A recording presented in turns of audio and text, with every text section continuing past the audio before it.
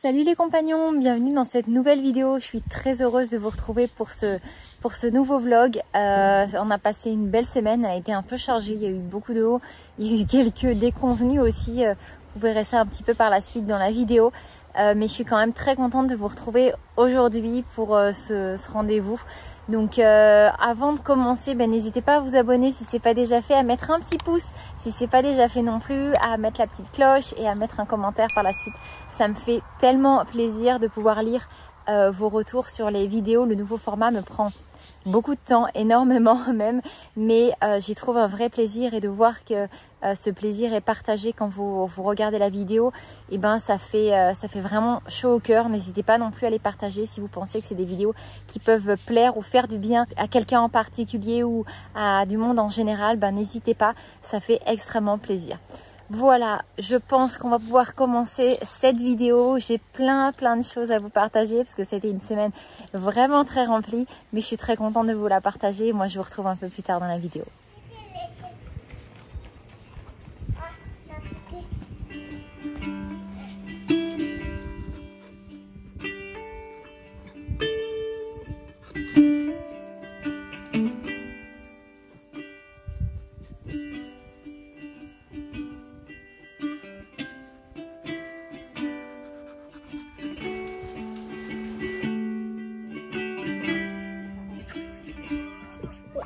Tu lui as fait un bisou? 2 bisous? Dis donc, il est chou.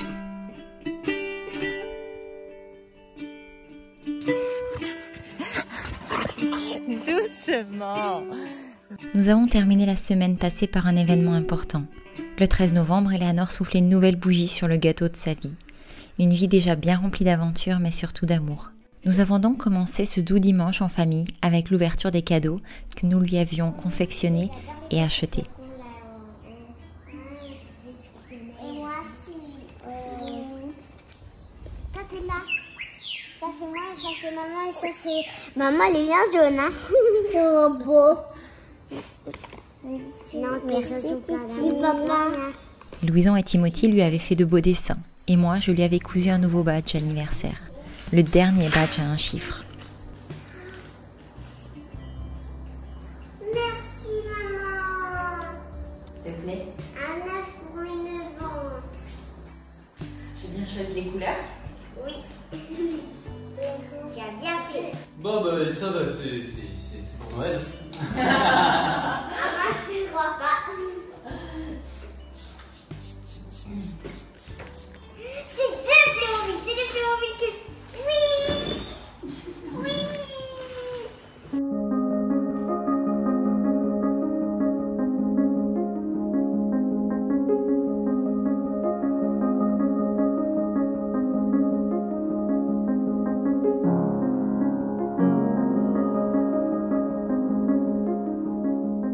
J'aime beaucoup recevoir du monde, mais c'est vrai que c'est toujours un grand chantier à chaque fois. Alors pendant que toutes les petites mains s'attelaient à monter les Playmobil, j'ai commencé le nettoyage et le rangement, et j'ai terminé de préparer les plats pour la journée.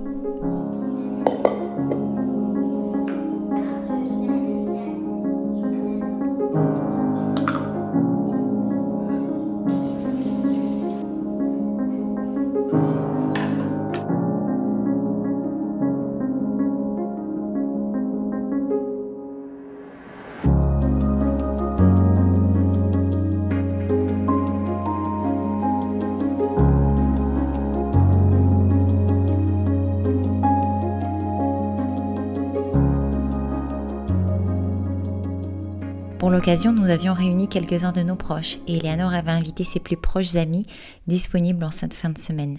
Le climat était doux, un peu de soleil, mais pas trop, quelques nuages pour nous apporter de la fraîcheur, mais pas trop non plus. La journée fut absolument parfaite.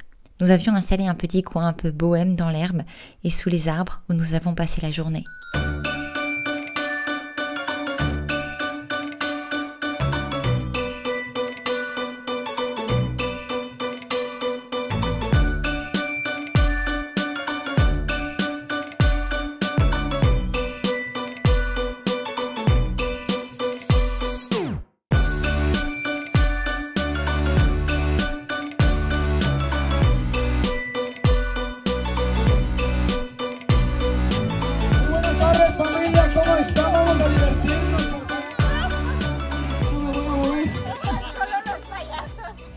sí. Ya empezó con... Por favor. ¿Cómo cae? Cette année, nous avons fait venir un clown. C'était une grande première pour nous. Mais les enfants ont adoré et les grands ont bien ri aussi. À vrai dire, on s'est tellement amusé que la journée est passée à la vitesse de l'éclair et que nous n'avons finalement que très peu filmé. La fête s'est arrêtée à la nuit tombée et les plus proches amis sont encore restés un peu jusqu'à ce que l'obscurité se soit complètement emparée du ciel. Nous avons clôturé cette journée repue avec 5 beaux sourires accrochés au visage. Un agradecimiento, lo que practicamos. Muchas gracias por venir. No me gusta hablar en eso. No importa. Un aplauso para todos los niños. Princesa, tú, bien, bien, bien. Muy bien.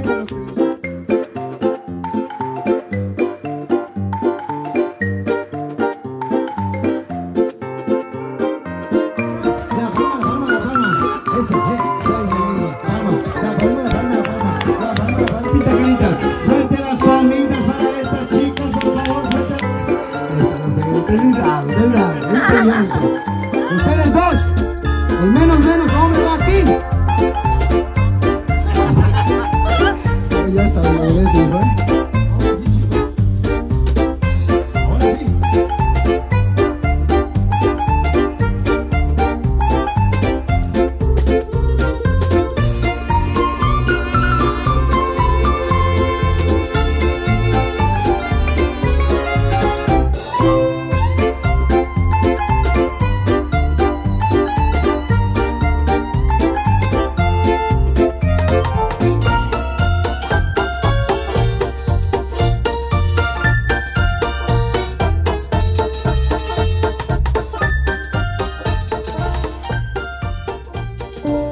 C'est pas le gâteau du siècle, mais je pense qu'elle va être contente.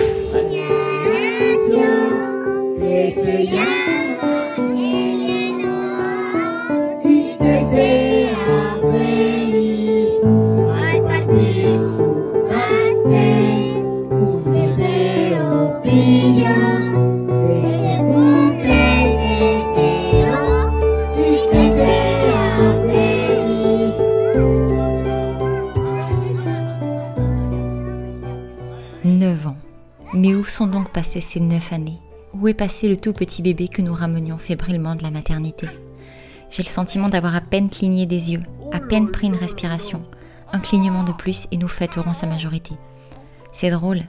Quand on espère, quand on attend un enfant, on l'imagine. Et pourtant on est loin de pouvoir imaginer un centième de la réalité de qui sera cet enfant et de qui nous serons en tant que parents. Il y a 9 ans, nous entrions dans le monde inconnu de la parentalité. Et quel monde! Ils nous changent, ils nous font grandir, ils nous font prendre un bon coup de vieux aussi, clairement. Un bon coup de maturité serait peut-être plus exact. Ils nous font comprendre ce que l'on n'a jamais pu appréhender avant. Ils nous font nous réconcilier avec notre passé et ils nous tirent vers le haut si on accepte avec humilité de regarder le monde avec la douceur qui leur est propre et que l'on a malheureusement oublié au détour d'un chemin. Du plus loin que je me souvienne, j'ai toujours voulu être maman. Je m'occupais des bébés de la famille et des nourrissons des voisins, à l'heure où d'autres comblaient leur temps libre d'activités plus traditionnelles. Me dévouer pour mes enfants, c'était depuis toujours un des buts ultimes de ma vie. Mais devenir parent a aussi été pour nous la plus grande épreuve de notre vie. Entre la peur de mal faire et la peur de perdre, nous avons vécu les moments les plus difficiles de notre vie pour nos enfants. Mais malgré tout cela, c'est de loin, de très loin même, la plus belle de toutes nos aventures. Et nous n'aurions pas pu rêver plus merveilleux enfants pour découvrir ce monde que notre douce Éléanore. Je souhaite du plus profond de mon cœur à tous ceux qui le souhaitent de pouvoir un jour emprunter ce chemin, mener d'autant d'embûches qu'il n'ait fleuri de bonheur et de félicité. Joyeux anniversaire à la plus douce, la plus solaire, la plus humaniste de toutes les petites filles qu'il nous ait été donné de rencontrer, notre fille adorée.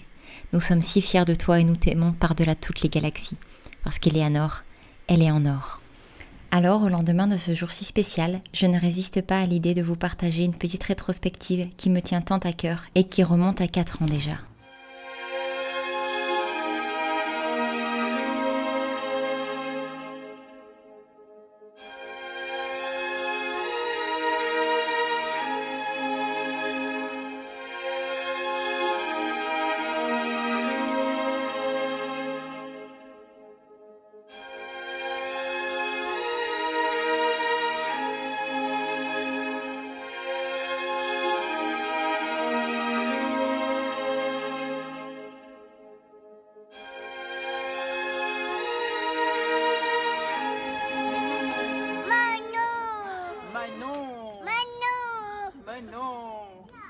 Oh, mais non! Mais non, fais pas ça.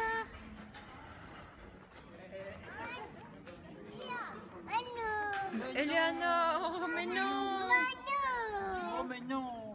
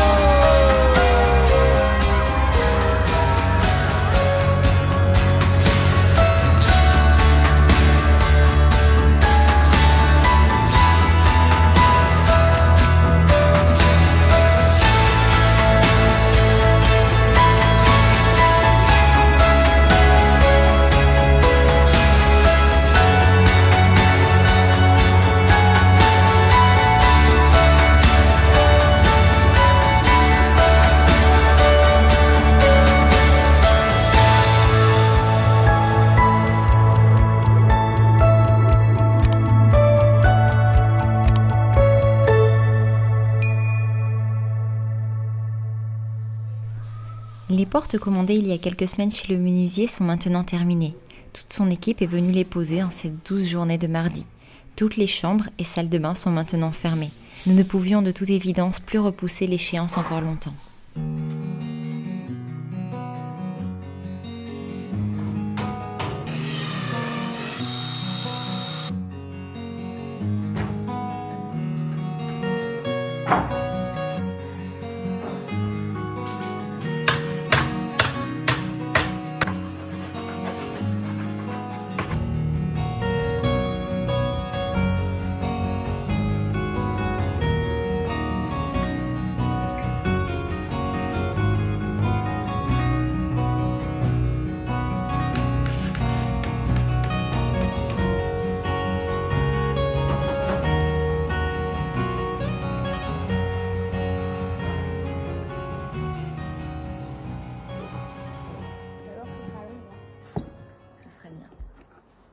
Excellent. Allez, suivant, je te laisse les faire. Cette semaine, nous avons refermé les cahiers traditionnels pour attaquer un nouveau sujet d'étude. Un sujet qui nous tenait très à cœur de démarrer, mais pour lequel j'avais malheureusement pris un peu de retard.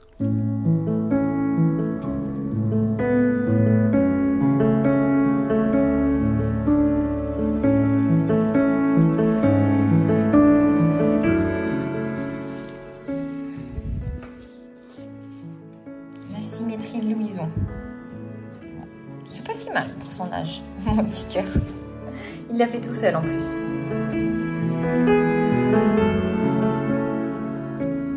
L'étude approfondie d'un sujet s'étale en général sur au moins 3 semaines. Nous commençons par une approche en douceur avec des activités ludiques et faisons un peu le point sur ce que nous savons déjà sur le sujet. Ça permet aussi d'approfondir certains points, en survoler plus d'autres en fonction de ce qu'ils savent déjà ou non. L'ouvrière, c'est celle qui exerce tous les métiers de la ruche. D'abord, elle commence par... Elle est nettoyeuse, elle est nourricière, elle est bâtisseuse, elle est ventileuse, elle est gardienne et ensuite elle termine sa vie en étant butineuse. D'accord? Donc ça veut dire qu'elle butine les fleurs. Exactement, et qu'elle ramène le pollen.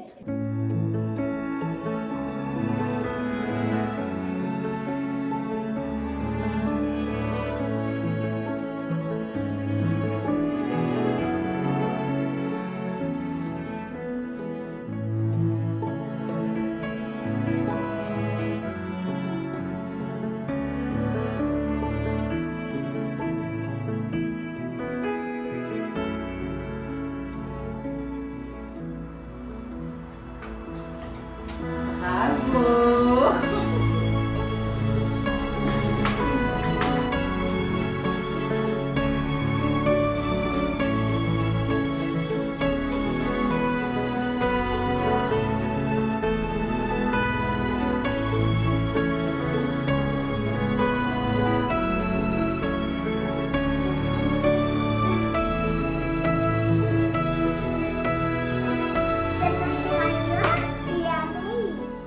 Tu veux faire quoi d'autre, abeille? Un coloriage? Oui.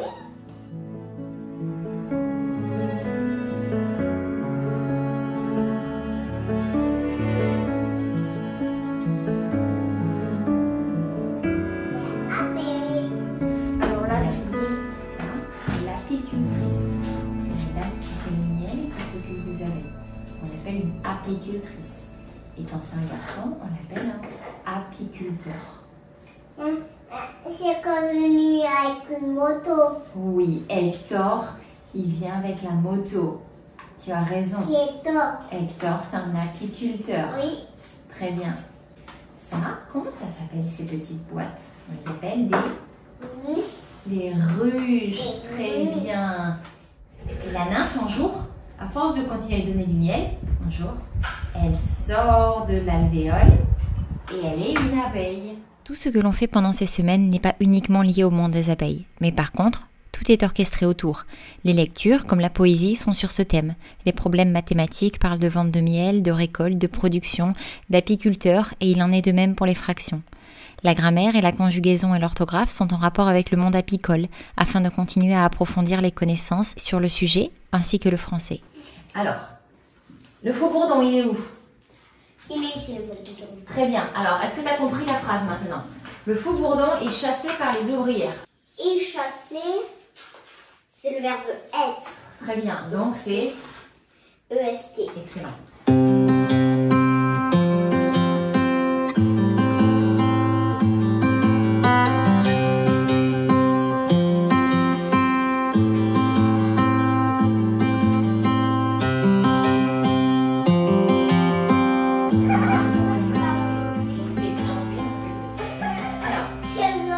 C'est drôle l'anglais à ce point-là.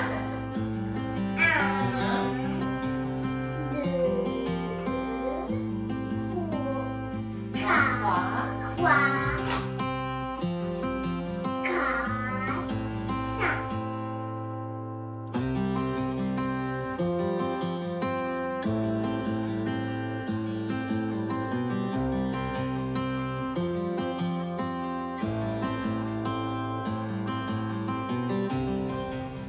Et en parlant d'abeilles, cette semaine a commencé avec une invasion de très mauvais goût. Lundi matin, en allant vérifier comment allaient nos abeilles, nous avons fait une terrible découverte. Les ruches étaient infestées de fourmis, et notamment celles que nous avions divisées tout début octobre. La ruche dans son intégralité a été envahie, et il ne restait plus rien de vivant. Pourtant, la colonie se portait à merveille la veille encore. Le samedi, jour de nourrissage, les cadres étaient gorgés de larves et de miel dégoulinant. Tout allait pour le mieux, jusqu'à lundi. Nous avons tenté de sauver 2 des ruches, mais la 3e n'a pas survécu et l'essaim a tout simplement été décimé dans son intégralité. Les fourmis sont un véritable problème ici, d'autant plus que ce genre de fourmis ne s'éloigne pas avec du vinaigre blanc ou du marc de café. Elles sont absolument redoutables et nous découpent l'intégralité des feuilles d'un arbre de grande taille en une nuit. Celui-ci, ne pouvant plus produire de photosynthèse, finit par mourir. Notre apiculteur formateur nous a confirmé que cela arrivait parfois et que malheureusement nous ne pouvions pas y faire grand-chose. Nous allons donc attendre que les 2 autres colonies se remettent et dès lors que ce sera possible, nous ferons une nouvelle division.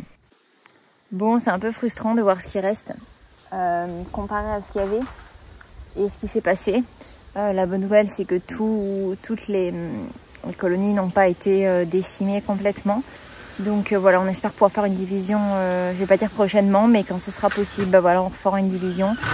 Mais en attendant, pour l'instant, on les laisse se reconstituer, se remettre de l'invasion, parce que ça a été vraiment assez impressionnant.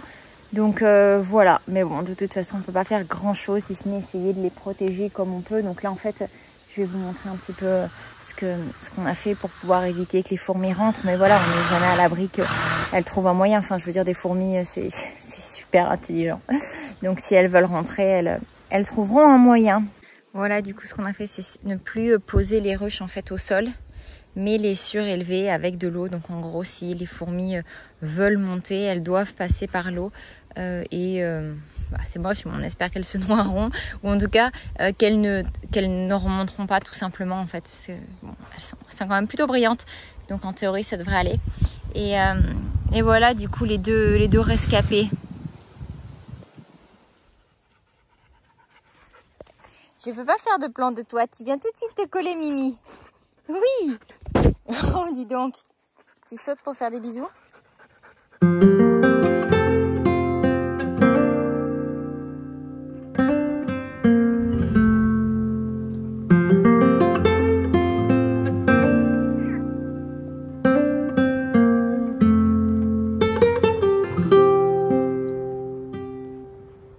Niveau culture, il y a eu pas mal de changements par ici encore. Le champ de pastèques ayant été trop affecté par la pluie, on a décidé de profiter de la présence du tracteur pour remettre le terrain au propre. Ça marchait pas, c'est les pluies acides qu'on a encore sur la fin de la saison des pluies qui crament tout et qui empêchent de... C'est décidé, on rase tout. Cette parcelle avait été nettoyée sommairement et à la main. Il y avait donc encore beaucoup à faire pour pouvoir la rendre aussi propre que les autres.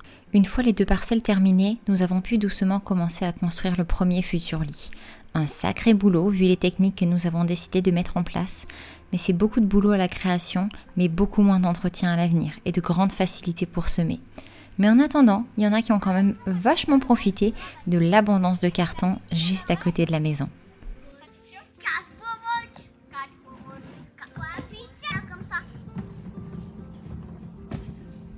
Coucou vous deux. Coucou, doucement. Ça avance bien par là-bas, hein? Terminé d'enlever les étiquettes, les loulous? Voilà, le premier premier est fait. Donc l'idée, c'est en fait, ça va être de faire des bandes de 20 mètres. Donc ça, c'est la structure, elle fait 10 mètres. Donc il y aura encore 10 mètres après et 80 de large. Et l'idée du coup, c'est de mettre du carton en dessous pour pas que les mauvaises herbes repoussent rapidement. Donc là, on va le mouiller avant de mettre. On a préparé tout du terreau qui est là, avec du crottin de cheval et tout. Et on va venir remplir ça sur environ 15 cm. Et en fait, voilà. Et sur les côtés, on va mettre du bois, du copeau de bois.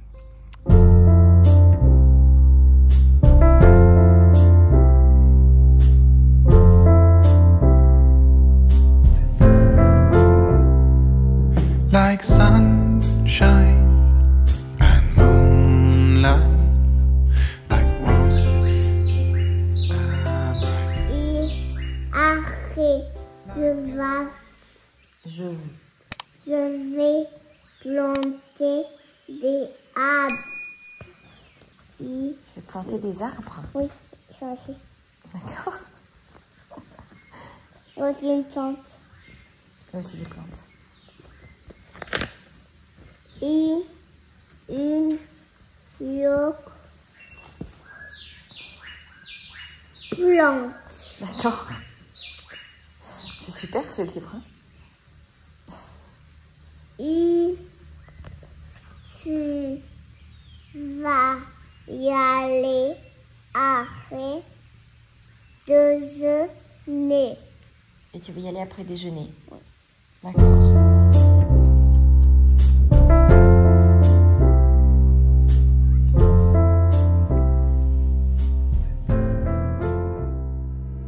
like sun. You and I till the